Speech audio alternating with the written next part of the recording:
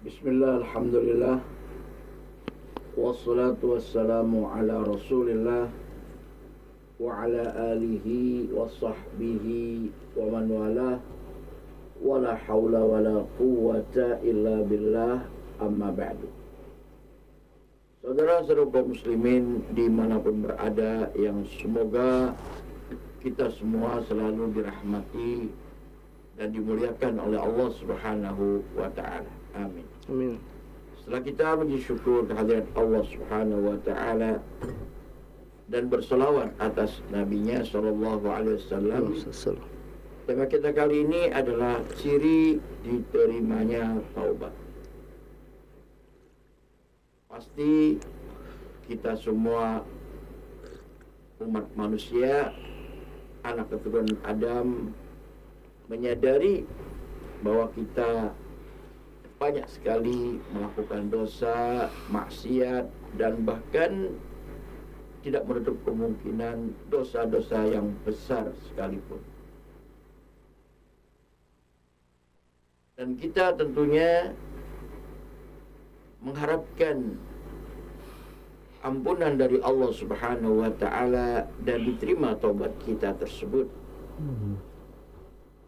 Nabi SAW menyatakan bahwasanya kullu bani Adam khata' wa khairul khata'ina tawwabun.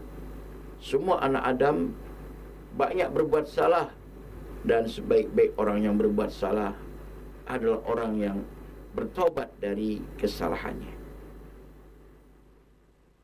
Bahkan Allah Subhanahu wa ta'ala pun menawarkan kepada kita para hamba-Nya, qul ya ibadiyalladzina asrafu ala anfusihim la taqnatu min rahmatillah innallaha yaghfirudz dzunuba jami'a. Katakanlah, wahai para hambaku, kata Allah, orang-orang yang sangat keterlaluan melakukan dosa dan kemaksiatan, janganlah kalian berputus asa untuk terus mengharapkan rahmat Allah. Sesungguhnya Allah Subhanahu wa ta'ala akan mengampuni semua dosa apapun, sebanyak dan sebesar apapun, tentu manakala hamba itu mau bertobat kepadanya. Itulah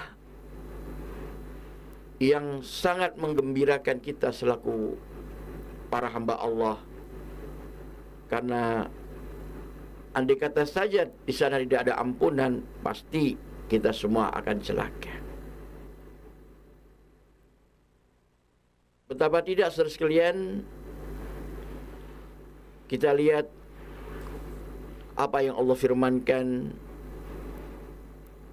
di dalam surat An-Nisa ayat 145 hingga 147-nya.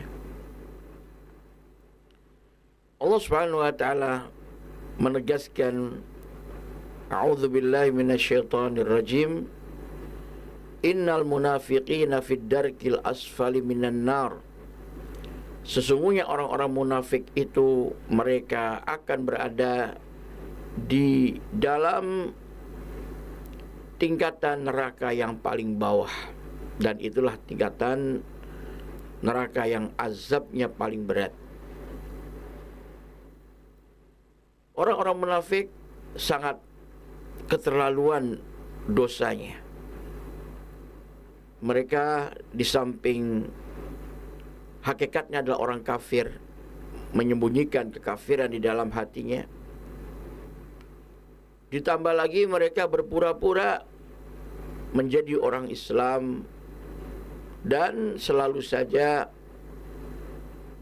membuat kemudaratan bagi Islam dan kaum muslimin, menipu, berbohong, yang sehingga kemudaratannya atau bahayanya atau kejahatannya jauh lebih berlipat-lipat besarnya daripada orang kafir yang memang terang-terangan kafir. Makanya Allah ancam mereka akan memasuki neraka yang paling bawah tingkatannya, itu yang paling berat azabnya. Walang tajidalahum nasira, dan tidak akan sekali-kali kau dapati untuk mereka itu penolong. Ya, ada orang yang bisa menolong orang-orang munafik manakala diazab oleh Allah di dalam neraka yang paling bawah. Namun walau demikian, Allah Subhanahu wa taala masih membuka peluang, memberi kesempatan waktu untuk supaya mereka juga mau kembali ke jalan yang benar, bertaubat kepada Allah Subhanahu wa taala. Maka Allah katakan, illal ladzina tabu, kecuali orang-orang yang mereka itu bertaubat. Walaupun berbuat kemunafikan, kemudian mereka menyadari dan bertobat kepada Allah Subhanahu wa taala. Tentu dengan segala syaratnya, menyesali atas perbuatan dosa, bertekad tidak akan lagi mengulangi dosa itu, meminta ampunan kepada Allah, beristighfar kepadanya, dan melakukan dan memperbanyak amal-amal kebajikan. Itulah syarat diterimanya taubat oleh Allah Subhanahu wa taala. Atau disebut dengan taubatan nasuha. Allah mengecualikan dari mereka illal ladzina tabu, kecuali orang-orang yang mereka bertaubat. Wa aslahu, dan mereka memperbaiki diri baik secara lahiriah dan juga batiniah. Tentu dengan cara perbuatan-perbuatan mereka disesuaikan atau mentaati syariat Islam, mengamalkan amalan-amalan Islam secara lahir dan secara batin. Jadi ciri orang yang diterima taubatnya adalah harus adanya perbaikan perilaku, sikap dan amaliyah, baik lahir maupun batinnya. Kemudian wa'tasamu billah, dan mereka berihtisam, yaitu berpegang teguh tentu kepada syariat Allah, berpegang teguh kepada Al-Quran dan As-Sunnah dengan cara rajin dan semangat untuk membacanya, mempelajarinya, mengkaji dan memahami isi kandungannya, kemudian diamalkan dalam kehidupan sehari-hari.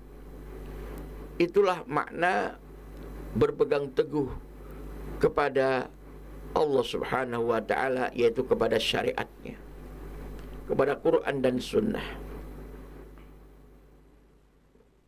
Wa akhlasu, dan mereka mengikhlaskan, memurnikan dinahum, agama mereka, ibadah mereka, ikhlas karena Allah semata.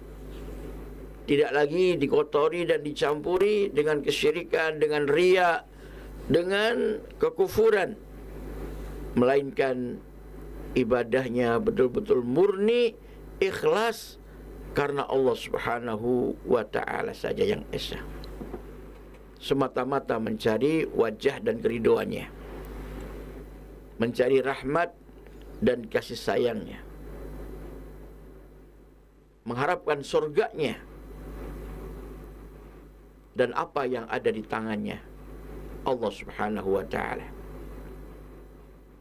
Itulah makna ikhlas, mengikhlaskan dalam peribadatan kepada Allah Subhanahu wa ta'ala. Lillah, ya.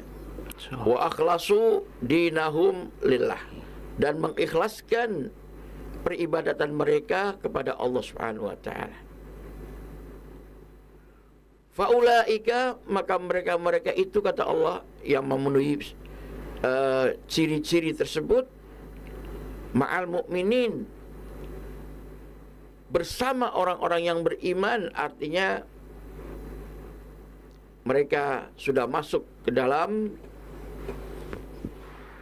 golongan orang-orang yang beriman, bukan di luar mereka lagi. diterima taubatnya oleh Allah Subhanahu wa taala. Wa sawfa yu'tillahul mu'minina ajran 'azima, dan Allah akan memberikan kepada orang-orang yang beriman tersebut, termasuk yang tadinya munafik kemudian menjadi orang yang beriman yang sejati, maka Allah akan memberikan kepada mereka itu ajran azima, pahala yang sangat agung, tentu berupa surga. Jadi sangat luar biasa sekali. Walau orang munafik itu begitu keterlaluannya dalam melakukan dosa dan kejahatan, sampai-sampai Allah mengancam mereka itu dengan azab yang paling berat dalam neraka. Namun dengan kemaha kasih sayang Allah kepada para hamba-Nya, maha taubatnya dan maha ampunannya, Allah Subhanahu wa ta'ala pun mengampuni mereka. Innallaha yuhibbut tawabina wa yuhibbul mutatahhirin.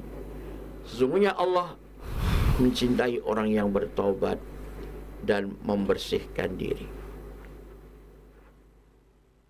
Dan bahkan di ayat berikutnya, ayat 147-nya Allah katakan, ma yaf'alullahu bi'adzabikum, Allah tidak akan melakukan pengazaban terhadap kalian semua, in syakartum, jika kalian bersyukur, yaitu menjadi hamba Allah yang beriman dan bertakwa kepadanya. Wa amantum, dan kalian pun beriman, Allah tidak akan mengazab kalian semua manakala kalian bersyukur dan kalian beriman. Bersyukur tentu menjadi hamba Allah yang beriman dan bertakwa kepadanya. Secara lahiriah betul-betul mengamalkan ketakwaan kepada Allah, perintah-perintahnya dilaksanakan dan larangan-larangannya ditinggalkan.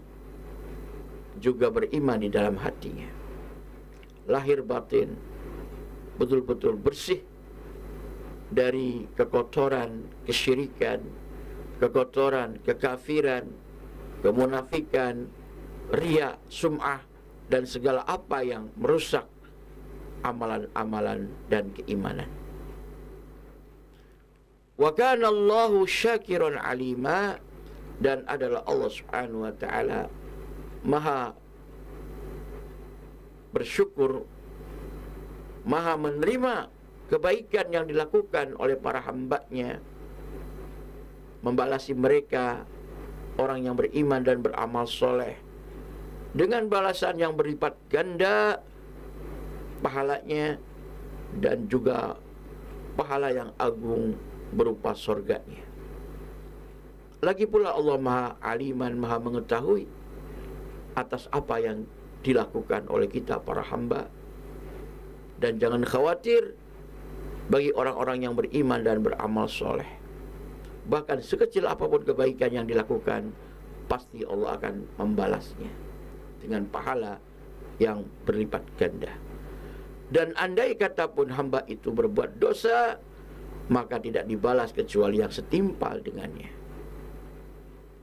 Allah Subhanahu wa ta'ala maha kaya, maha pengasih, lagi maha penyayang kepada kita para hamba yang beriman dan bertakwa kepadanya. Semoga kita termasuk di dalamnya. Amin ya rabbal alamin. Demikian wallahu ta'ala alam, wa sallallahu ala Muhammadin wa ala alihi wa sahbihi ajma'in.